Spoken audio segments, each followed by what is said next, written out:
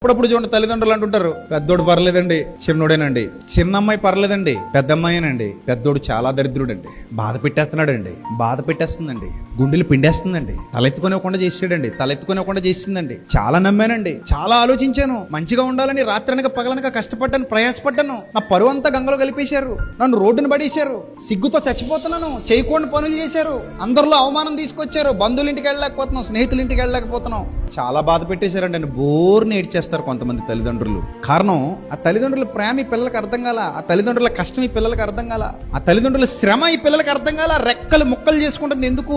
వాళ్ళ భుజాల మీద మమ్మల్ని నిలబెట్టడానికే కదా, వాళ్ళ భుజాల మీద నిలబెట్టి మాకు ఈ ప్రపంచాన్ని చూపించడానికే కదా, వాళ్ళకు లేని ఆనందం మాకు ఇవ్వాలనే కదా, వాళ్ళకి లేని సంతోషం మాకు ఇవ్వాలనే కదా. అందుకే కదా మా అమ్మ నాన్న ఇంత ప్రయాసపడుతున్నారన్న ఇంగిత జ్ఞానం ఆ యవన కాలంలో యవన దశలో ఆ బిడ్డలకు రాకపోవటం వల్ల వాళ్ళు తీసుకున్న తప్పుడు నిర్ణయాలు కుటుంబాన్ని ఎంత బాధకు క్షోభకు ఆవేదనకు గురి చేస్తాయో వాళ్ళకి అవి అర్థం కావు. అప్పట్లో తర్వాత తెలుసుకున్న ప్రయోజనం ఉండదు, అప్పటికే చేతులు గాలిపోతాయి, అప్పుడు ఆకులు పట్టుకుందామని ప్రయత్నిస్తారు. చేతులు గాలిపోయిన తర్వాత ఆకులు పట్టుకున్న ఎలాంటి ప్రయోజనం ఉండదు.